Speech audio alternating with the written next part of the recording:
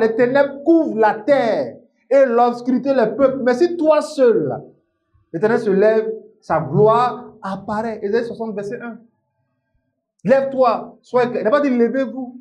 Voici les ténèbres couvrent la terre et l'obscurité les peuples. Dans mon quartier, il peut y avoir les ténèbres, mais sur moi, sur ma maison, il y a l'abondance et il y a la lumière. C'est de ça qu'il s'agit. Voisine, c'est pas bon, hein. Bientôt là, on n'aura pas mangé. Voisine, moi j'aurai la nourriture chez moi parce que je sais un Dieu vivant. Voici une bouche basée sur les pensées de Dieu. Mais quand tu te tais, elle est venue déposer chez toi la famine qui va frapper les nations. Vous vous taisez trop. Les femmes, vous partez dans un salon de coiffure, on vous dit garçon, il n'y a pas son bon. Et tu te tais. Comment tu peux penser ça? Non, madame, c'est pas vrai ce que vous dites. Moi, mon mari, en tout cas, il est bien, il est bon. Waouh, c'est ça. Hein? Les temps sont durs. Allez là, qui a l'argent? Et tu te tais. Non, il ne faut pas dire ça, mon frère. Dieu est fidèle. Il faut mettre ta confiance en lui. Dieu donne, il donne. Jusqu'à après, moi, je connais des gens que Dieu bénit. Tu viens de détruire un système que le diable est en train d'envoyer vers toi. Mais quand tu n'as pas les pensées de Dieu, tu acceptes tout. Il y a des réponses que tu dois donner. Toi là-même, là, à quand notre fils, comment des mamans viennent toucher ton ventre, elles te disent à quand notre petit enfant, et tu te tais. Il faut leur demander si elles ont l'argent. Si elles ont l'argent de jumeaux, tu vas voir, elles vont plus te poser la question. Vis-à-vis comme ça, les gens vous parlent de la sorcellerie, mais vous ne savez pas. D'autres viennent te rendre visite. Ils demandent après tous tes enfants. C'est pourquoi? C'est eux que tu es venu voir, mais c'est moi que tu es venu voir. Les gens l'ont fait dans nos familles. Nos parents ne savaient pas. Dans la causerie. Ah oui, celle-là, bientôt, elle va présenter l'ENA. Ah, bientôt, lui, là, il va aux États-Unis. L'enfant n'est plus allé aux États-Unis. Pourquoi? Qui t'a dit de dire aux visiteurs toutes ces choses? Même dans les funérailles, tu le vois. Pour eux, ils avaient affaire à une famille où tout le monde est ouvert, tout le monde est gentil. Au funérailles, ça pose, c'est vrai, ils sont venus pleurer, mais on dit quoi? Et ton fils là? Mais non, les gens sont branchés sur vos enfants. Tu demandes après mon enfant, c'est pourquoi? Où on est arrivé là? Soyez direct. Parce que vous avez les pensées de Dieu. Soyez direct. Tu m'appelles, c'est pourquoi? Tu demandes après tel enfant, c'est pourquoi? Tu as un projet pour lui. Tu as un projet pour elle. Arrière. Les erreurs qu'ont commis nos parents. Hein? Les erreurs qu'ont commises nos parents. Nous ne devons pas les commettre aussi. Réveillons-nous. Nous devons penser que seul Dieu est notre pourvoyeur. Ce Dieu est notre défenseur. Mets ton espoir sur Dieu et non sur ton travail. Et non sur ton mari. Voilà pourquoi ils sont venus frapper des foyers. Ils ont vu que toi et ton mari, vous vous aimez trop. Depuis ce jour, il y a un qui a décidé. Il allait voir plus puissant en sorcellerie, dans un canton, dans un autre village, pour frapper le foyer de sa soeur ou de sa cousine. Jusqu'à aujourd'hui, la dame est ici, le monsieur est là-bas. Si elle-même, elle n'est pas assise dans la foi, elle n'a pas les pensées qu'elle peut récupérer son foyer. Vous allez l'entendre dire, non, homme de Dieu, moi je ne veux plus. Non, homme de Dieu, moi je ne veux plus. Fainéante, tu n'avais pas les pensées de Dieu, c'est tout. Ici, là, ce n'est pas un endroit de fuyard. Ce n'est pas un endroit d'échec. Ici, là, c'est un endroit où on renverse les situations. C'est un endroit où on retourne les situations. C'est de ça qu'il s'agit. La sœur dit que son frère veut épouser sa fiancée. Sa famille, sa belle famille s'oppose. Mais il n'est pas membre de l'église. Pourquoi sa sœur vient donner le sujet à l'église? Et la situation est renversée. Donc, un homme de Dieu, un oint de Dieu, un prophète n'est pas là seulement pour les fidèles de l'église qui voient dimanche. Dieu peut envoyer le ministère au loin. Toi-même, tu peux être membre de l'église et puis l'onction ne va pas te profiter parce que tu n'as rien compris. Tu comprends? Tu peux être membre de l'église, mais où l'homme de Dieu la prie. Et fio, il n'y a rien chez toi. Mais ça peut te sauter, aller toucher même des gens qui ne sont pas membres de l'église. Pourquoi? Parce que Dieu fait grâce à qui il veut. À qui il veut. À qui il veut. Gloire à Dieu. J'ai dit à un monsieur, laisse les gens parler. Il faut te calmer. Il faut te calmer. Il dit, ah bon? J'ai dit, oui, il faut te calmer. Les gens sont levés, justice, tout ça, machin. Pasteur, j'ai dit, il faut te calmer. Il faut te calmer. Jésus était dans la barque. Il était tranquille. L'eau même savait qu'elle ne devait pas engloutir la barque. Mais ce sont les disciples, là, ces fainéants, ce sont eux qui ont commencé à bouger de partout. Non, quelqu'un qui médite beaucoup la Bible, c'est rare qu'il panique dans une situation. Moi, je vous dis la vérité. Hein. Montrez-moi un chrétien qui panique. Je vais vous montrer quelqu'un qui n'aime pas méditer la Bible. Ça me dit quoi? Montre-moi un parent qui panique lorsque l'enfant comment on appelle ça, est en train de mener la maison en difficulté, il vole partout. Non, je vais te montrer que c'est un parent qui ne lit pas la Bible. Vous devez contrôler les situations à partir de vos pensées qui sont basées sur Jésus. Il dit quoi? Vous devez contrôler les situations. Une fois, Jean 14, verset 14 qui dit, tout ce que vous demanderez en mon nom, je le ferai. Quelqu'un dans un taxi a posé son coude sur ma cuisse, sur ma jambe. C'était gênant. Mais j'ai testé le verset qui dit, si vous demandez quelque chose en mon nom, je le ferai. J'ai fixé le bras du monsieur. Et dans mon cœur, j'ai dit, bouge, enlève ton bras sur moi. Je vous dis, dans quelques secondes, le monsieur a enlevé son bras. Deuxième test. Il y avait scolopendre. Vous connaissez les scolopendres, non? Comme les 1000 pattes là. Qui venaient vers moi. J'ai encore testé le verset de Jean 14. Et dans mon cœur, j'ai dit, retourne-toi. La bête s'est retournée toute seule. Allez tester vos pensées. On te dit que si tu ne donnes pas l'argent, ton enfant ne va pas aller en classe d'examen. Il faut tout faire. Et toi, tu es là.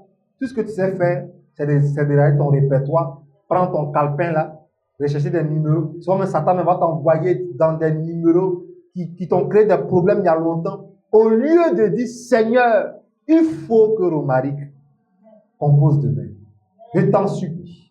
Fais quelque chose. Et tu lèves les bras. Merci Seigneur de ce que tu m'as dit. Tu vas voir dans les minutes qui suivent. Si ton téléphone ne va pas sonner. Même le monsieur même qui a dit, il ne va pas le prendre parce que tu n'as pas soldé, il ne va pas accepter de donner sa convocation. Le monsieur est capable de dire d'accord, qu'il parte composer. Après, vous venez solder. Je suis en train de dire de ne pas solder la scolarité des enfants, mais je veux te faire comprendre qu'il y a des situations, si tu n'as pas les pensées de Dieu, même ta foi va échouer. Gloire à Dieu. Comment tu peux baser tes pensées sur Dieu? Marc 10, verset 27. Jésus dit quoi? Ce qui est impossible aux hommes, il y a des choses qui sont impossibles aux hommes et non à Dieu, car tout est possible à Dieu. Vous voulez avoir des pensées qui sont basées sur Dieu, vous devez méditer. Marc 10, verset 27. Il dit, cela est possible aux hommes et non à Dieu.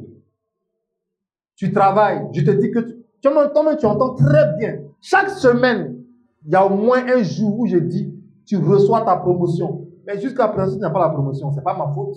Ce n'est même pas parce que même le patron ou bien la patronne est difficile. C'est à ton niveau qu'il y a le problème. C'est à ton niveau. Pourquoi certains rendent témoignage et toi pas? Pourquoi? J'ai dit à quelqu'un, écoute-moi, arrête de me fatiguer. Tous tes parents sorciers là, on les a mis KO. Mais pourquoi ta vie n'a pas changé? C'est toi-même ton comportement. Tu ne veux pas venir à l'église. Tu veux que Dieu change ta vie. Voilà des gens, ils n'aiment pas Dieu, mais ils ont entendu parler de l'homme de Dieu à travers leurs frères, leurs parents, et ils veulent bien que l'homme de Dieu prie. L'homme de Dieu n'a pas de problème. Tout ce qu'il veut là, c'est que quand Dieu va changer ton histoire, tu restes dans sa présence. Tu viens à l'église. Voici des gens qui viennent, qui font semblant. Ils pensent qu'on ne sait pas. Ils veulent qu'on prie pour eux. Leur vie va changer. D'autres, elles veulent que Dieu leur donne un mari, un bon travail, une belle situation. Mais eux-mêmes, leur vie là. Non. Jésus, toi et moi, laisse-moi tranquille. Donc, on attaque maintenant ce qui fait que leur vie est bloquée. Effectivement, ils ont eu la vision que le diable est tombé. Ils ont eu la victoire. Ils ont été embauchés. Mais jusqu'à présent, pour commencer même embauche là, il n'y a pas encore place. Dieu n'est pas, je peux dire, une personne qu'on peut duper. Vous pouvez tromper le pasteur, mais vous ne pouvez pas tromper Dieu. Même tu peux travailler, ils vont te payer, mais il ne va pas te laisser jouir de ton salaire. C'est ça aussi. Tu viens à Jésus pour un besoin, il n'y a pas de problème, il va le satisfaire. Mais c'est ta vie qui est importante. Donc, moi, je veux arrêter de prier pour certaines personnes. Parce que c'est vous qui faites que oui, les gens disent que oui, on prie pour vous, vous avez voiture, vous avez travail, vous avez ceci, mais votre vie ne change pas. C'est vous qui faites que les païens mettent leur bouche sur les pasteurs. Parce que tu viens me voir pour que je prie pour ton travail. tu vas avoir la promotion. Il n'y a pas de souci. Mais si c'est pour aller coller les tables au quartier, pour faire saouler tout le quartier, mais ce n'est pas la peine qu'on prie pour toi. Ce n'est pas la peine. Pourquoi tu veux que ton enfant aille étudier aux États-Unis? C'est pourquoi? C'est pourquoi tu dis à toute la famille que tu as les moyens. Mais ils vont vite le tuer. Pourquoi tu veux que tes affaires marchent jusqu'à arriver en Chine? Ça veut faire quoi? C'est pour escroquer les gens. Des petits trucs de 2000 francs, tu vas venir dire que c'est 12 000. Non, il faut arrêter. C'est votre vie qui est importante. Donc, quand ta pensée est comme ça, bizarre, derrière le plan de bénédiction, ça ne marche jamais. Même quand la bénédiction vient, elle se change en malédiction. Oh, c'est dommage. Comment un témoignage peut te créer des problèmes après le témoignage? Comment une bénédiction peut t'exposer? C'est parce que tes pensées ne sont pas les pensées de Dieu. Gloire à Dieu. Si on prie pour vous, célibataires, que Dieu vous fait la grâce de rencontrer une femme, un homme, n'abandonnez pas le Seigneur. Il doit rester au début, au milieu, jusqu'à la fin. Il est le commencement, il est aussi la fin. On a prié pour toi, tu as eu un terrain. Continue d'appeler l'homme de Dieu. Jusqu'à ce que les maçons viennent. Jusqu'à ce que le débit soit fait. Jusqu'à ce que les travaux soient faits. Jusqu'à ce que le matériel soit sécurisé. Jusqu'à ce que tous ceux qui vont venir attaquer le chantier tombent. Jusqu'à ce que toi-même tu habites dedans. C'est fini. Jusqu'à ce que l'homme de Dieu consacre. Maintenant, va prendre un homme de Dieu. Maintenant, ça va lui, tu traînes, tu travailles. Maintenant que tu as un côté qui ne marche plus, tu essaies de m'appeler. Ça te fait quoi? Tu veux que je fasse quoi? Rappelez-vous dans la Bible, hein, il y a un prophète qui voulait prier. Dieu l'a dit, hey, si tu pries, je ne vais pas t'exaucer. À moi-même, il peut ne pas le dire. Mais je vais prier là, ça ne va pas marcher. Pourquoi? Parce que tu t'es foutu de Dieu. Allez voir Ananias. À moi-même, il peut ne pas le dire. Mais je vais prier là, ça ne va pas marcher. Travail que tu as, qui t'a donné le travail? C'est Jésus. Il peut t'arracher ça en 10 secondes. La dernière fois, ma soeur m'a dit que, excusez-moi, quelqu'un au volant, dans un embouteillage, elle a entendu des coups de feu. Tout le monde, ça pleurait, ça criait. Des gangsters sont venus auprès du véhicule, à Abidjan, à battre le monsieur. Mais pourtant, il était dans une grosse voiture. La Bible dit, qu'as-tu que tu n'as reçu? 1 Corinthiens 4, verset 7. Qu'as-tu que tu n'as reçu? Et si tu as reçu, pourquoi tu te comportes comme si on ne t'a pas donné? Tu es venu sur la terre, là, tu n'avais rien dans la main. Tu n'es pas venu même avec habit. Mais tu n'es pas prêt à faire des dons pour que Dieu change ton histoire. Il y a des gens qui n'ont pas de témoins parce qu'ils sont méchants. Pas parce que, oui, on attend le temps de Dieu. Non. On a fini de prier pour toi, mais tu n'as pas la foi, tu n'as pas les pensées pour agir, pour que la chose s'accomplisse facilement. Que Dieu nous aide. Gloire à Dieu. Que Dieu nous aide. La Bible dit, dans Genèse 18, verset 14, est-ce qu'il y a quelque chose qui est étonnant de la part de Dieu? Il n'y a rien qui est étonnant de la part de Dieu. On prend la version parole de vie. Vous allez voir que parole de vie dit, est-ce qu'il y a quelque chose qui est impossible de la part de Dieu? Genèse 18, verset 14. Je vous ai dit, même pour vous qui êtes sur WhatsApp, quand vous me suivez, prenez soin de noter. Que aussi Dieu y voit. Gloire à Dieu. C'est très important de noter la parole de Dieu. Donc, tu comprends? C'est très important. Nous servons un Dieu véritable, un Dieu puissant. Il faut changer les pensées. Il faut changer les pensées. Il faut demeurer dans les pensées. Et le Dieu puissant va se manifester. On était ici en plein Covid. Hein.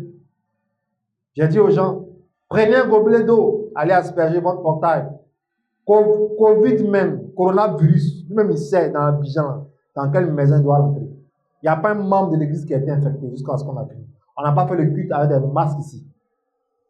On a même reçu des gens de l'Europe dont on avait les informations que ces personnes étaient infectées, mais on a échangé avec ces personnes. On n'a rien eu. Gloire à Dieu. Genèse 18, verset 14, selon la version parole de vie. Est-ce qu'il y a quelque chose d'impossible pour le Seigneur? Tu comprends? Est-ce qu'il y a quelque chose d'impossible pour le Seigneur? L'an prochain, je reviendrai chez toi. À cette même époque, Sarah aura un fils. Gloire à Dieu. Rapidement, qu'est-ce que tu obtiens lorsque tu as les pensées de la foi vivante? Directement l'accomplissement de la prophétie. La même Sarah, on va prendre Hébreux 11, verset 11. Ici, là, on est dans Genèse, non? Allons dans le Nouveau Testament, vous allez voir Hébreux 11, verset 11. Ce que les pensées de cette vieille ont créé dans sa vie. Lorsque vous avez les pensées de la foi vivante, vous facilitez l'accomplissement de la prophétie. Il n'y a pas un enfant de Dieu qui n'a pas de prophétie sur sa vie, à moins que tu ne sois pas encore converti. Tout enfant de Dieu a une prophétie sur sa tête qui doit se réaliser. Et quand on parle de prophétie, c'est que tu es un prophète quelque part. Mon frère, chaque enfant de Dieu a un Moïse. Chaque enfant de Dieu a une destinée. Et quand on parle de destinée, il te faut un guide spirituel. Quelqu'un qui va te dire, fais comme ça, fais comme ça, fais comme ça. C'est ce qu'on a. C'est là maintenant on parle de prophète. N'écoutez pas tous ceux qui disent que oui, il n'y a plus de prophètes. Ce sont des menteurs. Un prophète, il te parle de la part du Seigneur. Et c'est lui. Il peut être même d'une église. Il peut être même hors de l'Afrique. Il peut être même quelque part. Et tu peux le voir en songe. Ou bien à travers un livre qu'on t'a donné. Depuis que tu suis le monsieur, ta vie a changé. C'est que lui là, il fait partie, c'est un mentor. Il fait partie de ta destinée. Tu dois le suivre. La première fois, j'ai connu Joyce Meyer jusqu'à aujourd'hui. Le ministère a pris une autre tenue. Il y a plein de gens en Côte d'Ivoire, plein de jeunes qui ne la connaissaient pas. Quand je suis venu du Ghana, je leur ai montré Joyce Meyer. On se cachait à minuit, 23h, pour suivre les vidéos de Joyce Meyer. Et après, je donnais des explications. Quand elle est venue en France, j'avais l'envie d'aller là-bas. Mais bon, c'est pas grave. Si Dieu permet un jour, elle et moi, on se verra. Une maman qui a plus de 70 ans, 3 fois cancer de sein. Vous parlez de quoi? Quand elle te parle de la vie, tu restes tranquille. Donc, tu peux la suivre et ta vie va changer. Maintenant aussi, il y a d'autres qui sont là physiquement. Elle est loin. Mais à Abidjan, ici, il y a des gens que tu peux te déplacer pour aller les voir. Il dit vraiment, voici ma situation. Qu'est-ce que tu en penses? Et lui, quand il va te parler là, il ne te parlera pas comme ton oncle. Hein. Il te parlera avec les pensées qui viennent du ciel. Et ça marchera toujours. Plus tu l'écoutes, ta vie se positionne dans la victoire. Vous comprenez? Donc, arrêtez de croire que le ministère prophétique, c'est seulement pour l'église. Non. Si tu es un enfant de Dieu, il y a un Moïse qui est sur ta vie. C'est à toi de le détecter. Qui est ton prophète? Où il te parle en 2025 là? C'est à toi de savoir. Si tu n'es pas sur le bon, tu auras l'impression que lui là, il n'est pas comme ça, il n'est pas comme ça. Non. Mais quand tu croises le bon et que tu es sûr que c'est lui, ta vie connaît changement. Maintenant, le diable va envoyer des gens pour parler mal des pasteurs. C'est là le piège. Pour que tu doutes des prophètes. Non, les vrais prophètes de destinée, ça existe. Depuis qu'il a prié dans ta maison, même tes enfants, ils n'échouent plus. Ça existe. Et eux là, ils ne ressemblent à rien. Ne vous fiez pas aux grosses voitures. Oui, c'est normal. Un prophète, il peut avoir dessus un don. Il n'y a pas de souci. Il peut être riche, il n'y a pas de souci. Mais sa priorité là, c'est ce que Dieu doit faire de ta vie. C'est ça qui est sa priorité. Ce n'est pas tes offrandes d'abord. Donc, n'ayez pas peur de demander à Dieu, montre-moi celui que tu as établi sur ma vie